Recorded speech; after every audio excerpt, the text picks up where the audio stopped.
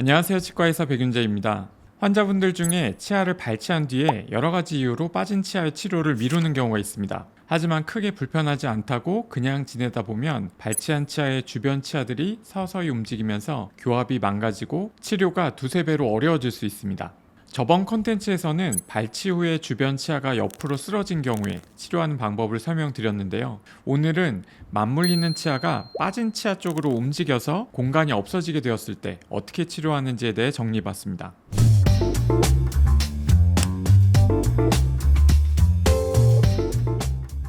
오랫동안 치아를 사용하다 보면 치아가 서서히 닳게 됩니다. 치아의 씹는 면도 마모되고 치아와 치아가 만나는 옆면도 조금씩 마모가 됩니다. 만약 이렇게 마모되는 치아가 평생 뼈에 고정되어 움직이지 않는다면 자꾸 치아 사이에 음식물이 끼거나 위의 치아와 밑의 치아가 잘 씹히지 않게 되겠죠. 그런 변화를 보완하기 위해 우리 치아는 끊임없이 조금씩 움직입니다. 이러한 메커니즘이 있다 보니 치아를 발치하게 되면 이 그림과 같이 양옆 치아는 기울어지고 맞물리는 치아는 닿는 면을 찾아 점점 내려오게 되면서 균형을 이루던 교합이 망가질 수 있습니다. 치아가 원래 위치에서 이가 빠진 방향으로 수직적으로 이동하는 것을 정출되었다고 표현하는데요.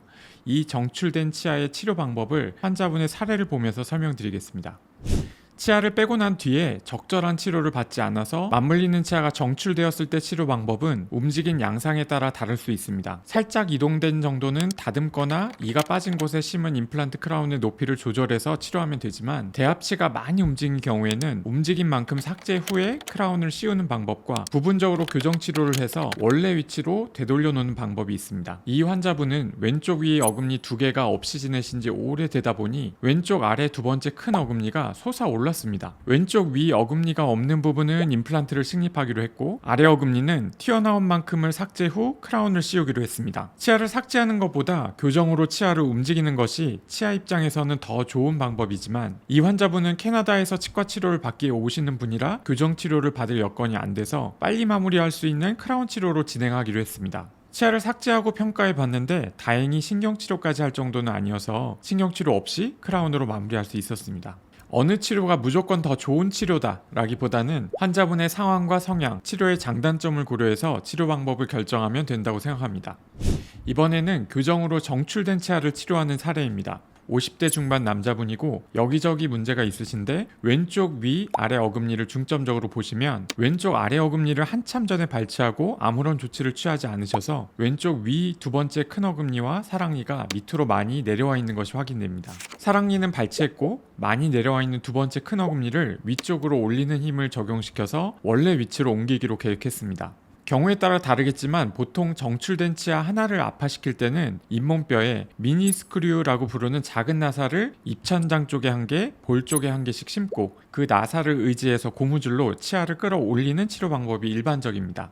이런 식으로 치아의 뿌리 쪽으로 힘을 가하게 되면 조금씩 위로 치아가 이동하게 됩니다. 이 환자분의 경우 정출된 치아를 원래 위치로 이동시키는데 9개월 정도 걸렸고 그 사이에 임플란트를 식립해 놓고 보철물을 연결할 수 있는 공간이 확보가 되었을 때 치료를 마무리할 수 있었습니다.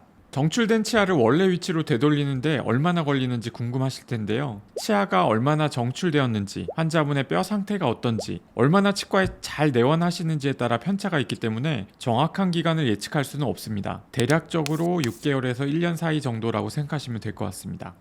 지금 보여드릴 환자분은 치료하기가 굉장히 어려운 경우인데요. 60대 중반 여자분이고 왼쪽 아래 치아가 뿌리만 남은 채로 오래 지내시다 보니 위쪽은 두 번째 작은 어금니부터 큰 어금니까지 3개 치아가 아래로 내려왔고 아래쪽은 뿌리만 남은 치아가 점점 위로 올라오면서 주변 뼈도 같이 끌고 올라와서 결국 위 치아가 아래 잇몸이랑 완전히 닿을 정도로 공간이 없는 상태였습니다. 위쪽 내려온 치아들은 교정으로 올리기로 했고 아래쪽은 뿌리만 남은 치아를 빼면서 딸려 올라온 뼈를 다듬어서 아래턱 뼈의 높이를 원래대로 낮추기로 했습니다. 이번에도 미니스크류가 치아를 교정적으로 아파시키는 데 중요한 역할을 합니다. 입천장 쪽에 2개, 볼 쪽에 1개 심었고 왼쪽 위 송곳니부터 큰 어금니까지 교정 장치를 연결해서 전체적으로 위쪽으로 움직이도록 힘을 가하고 있습니다. 6개월 뒤에 송곳니 쪽에 스크류를 하나 더 심어서 계속 교정을 진행하고 있는 사진인데요. 왼쪽 어금니가 올라가서 공간이 어느 정도 확보된 것이 확인됩니다. 아래쪽에 뿌리만 남은 치아를 발치하면서 뼈의 높이를 다듬었고 잇몸이 아물고 난 뒤에 왼쪽 임플란트를 2개 식립한 뒤에 찍은 엑스레이입니다.